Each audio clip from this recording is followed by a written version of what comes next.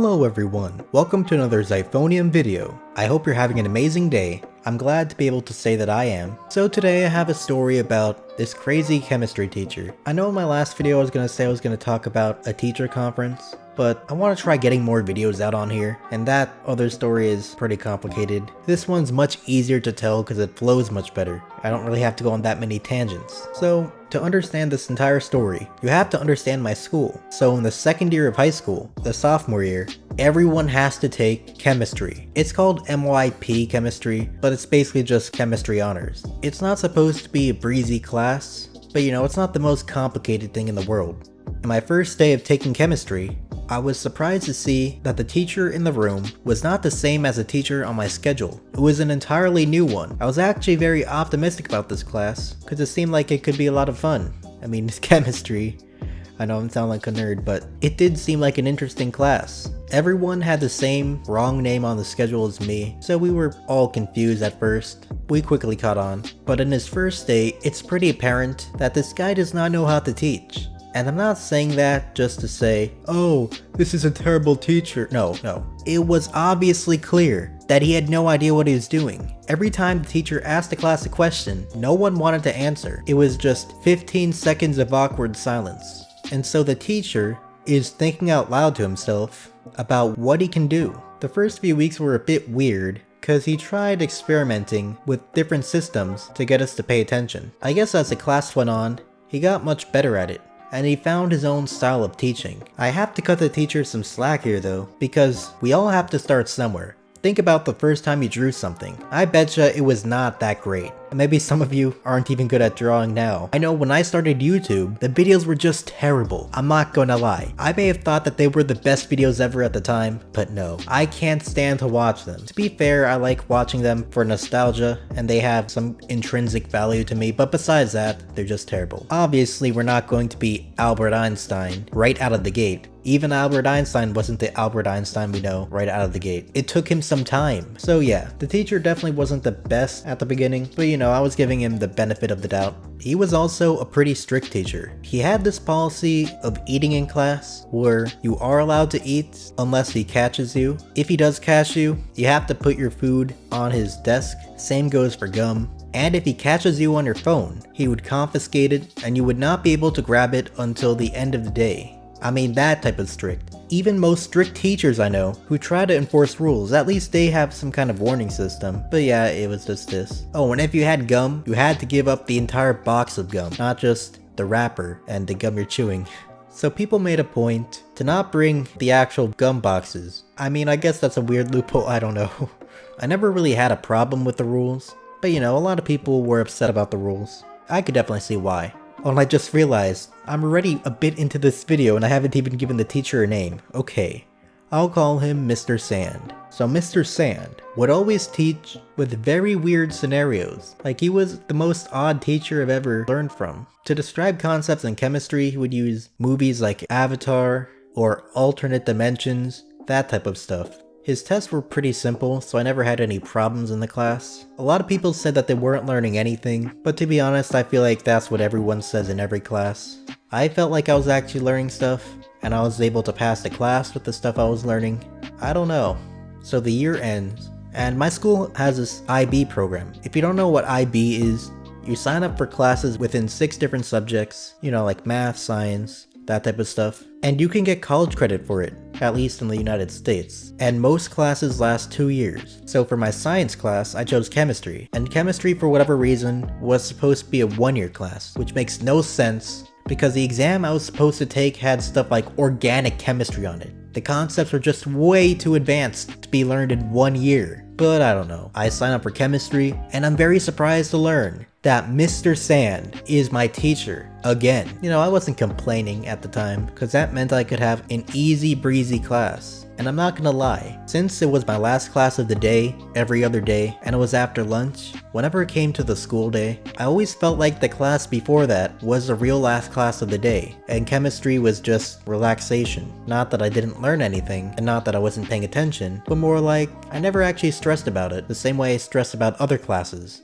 everyone quickly realizes that he has no idea what he's doing. He went from being a new teacher to being the guy who everyone relies on for being able to pass this college credit exam. And since he doesn't know what to teach, he straight up reads the IB syllabus. You know, the set of bullet points that tells you what you're supposed to learn. Not what you're supposed to learn from, but the outline. He just reads that as our entire lesson. Every lesson is just him reading the syllabus. That would be like a history teacher teaching everything based off of the trivia section in a Wikipedia article, or something like that, I don't know. Point is, he doesn't have any real lesson plans. Things are looking bad if you have to resort to teaching based off of a syllabus. The syllabus is supposed to help you teach. It's not supposed to be what you're teaching directly. The teacher also got a little more over the top. Whenever a kid wasn't paying attention, he made them do a cruel and unusual punishment.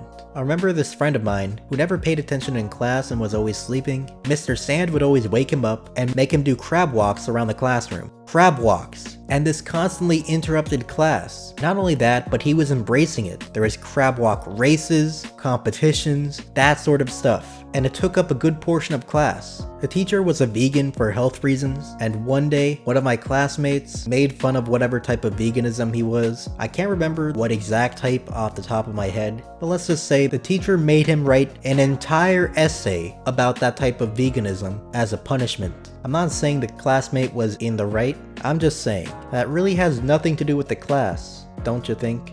I should also add that it was very clear, if it wasn't already obvious enough from the fact that he was teaching from the syllabus, he didn't even know all the material he was teaching. This one time, he was giving us an example of this chemistry problem on the board, and this example was taking so long, it was like 30 minutes since he began, and I kid you not. That long into the example problem, he realizes that he made a mistake in the beginning. All the work that he just spent 30 minutes teaching us was suddenly invalidated.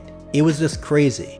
As we approached the middle of the year, we quickly realized that we weren't ready for the exam that we were supposed to take in the spring. We were just not prepared. And so, a bunch of the students in my class constantly complained to administration about how the teacher was terrible. And for a time, the administration did not take this seriously. Mostly because the teacher had a doctor's degree, and so they assumed that he knew very well what he was teaching about. It all came to a turning point when the administration found out that there were things, important projects, that the teacher was neglecting to do. So again, it was an IB class, and the way IB classes work is that you have to do what's called an internal assessment. Basically, it's just this project you do, this huge project that has a huge impact on your IB score. And you know, it's a chemistry project, so we have to do an experiment and all that. Well, guess what? Mr. Sand had no idea about that. By this point, we were supposed to be somewhere in the process, I don't know where, but you know, well into the process. And this finally concerned the school. It was impossible for us to even have a chance at passing if we didn't have it done.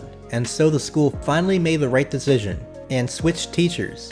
Mr. Sand went back to teaching 10th grade chemistry, and we got the teacher who was teaching IB chemistry for years. This was a talk of the school. Even people who didn't take chemistry knew about the chemistry teacher who was so bad that they had to switch classes. Oh, and not only that, but the school finally made chemistry a 2-year class. It was about time, because there was no way anyone would have passed that. Even the highest ranked students. There is just no way. First week of class, everyone just badmouths the old teacher, the new teacher included. The new teacher explains how Mr. Sand did not know anything about the IB program. And you know the quiet kids who do nothing but pay attention in class? Well, guess what? They start complaining about the old teacher too. You know, the people who never say anything, who are the most respectful students you can have, even they agree that Mr. Sand was a bad teacher. My new teacher would go on to be the teacher I had for the rest of the year and the next year of IB chemistry. I do think the exam was hard, even with 2 years of preparation, and I can agree there was no way I was going to pass that if it was 1 year. At least the one good thing that came out of all this is that they finally made chemistry a 2-year class. This was actually something that everyone was pushing for years, but the school wouldn't do. The main reason for this is that students who took the IB chemistry exam after 1 year would then have to take AP chemistry the next year, our senior year. And if we pass both of them, the school gets even more money. So it was all about money and not about a realistic path to passing the class. I don't think it's a good idea to replace a teacher with decades of experience with a teacher who didn't even have 1 year of experience at the time for such a huge class. He didn't even prove himself.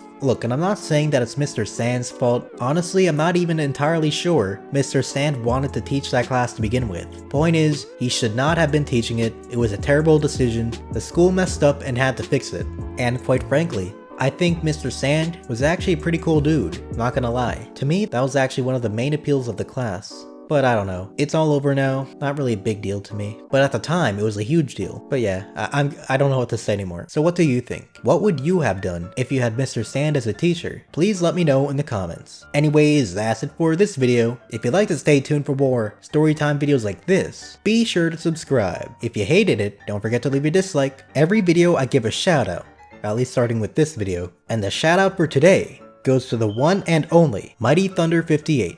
For a chance at a shoutout, all you have to do is comment on this video. You can comment anything, and you don't even have to subscribe. I'll choose a random comment and put it in my next video. Besides all that, be sure to check out my other videos. You can click on the left for a video about the time I got a detention for not touching an Oreo. Yes, you heard that right. I got in trouble because I absolutely refused to touch an Oreo at all costs. You can also click on the video to the right for a video about the time an entire class at my school had to retake an AP exam because some guy cheated on it. Anyways, that's it. See ya. Peace.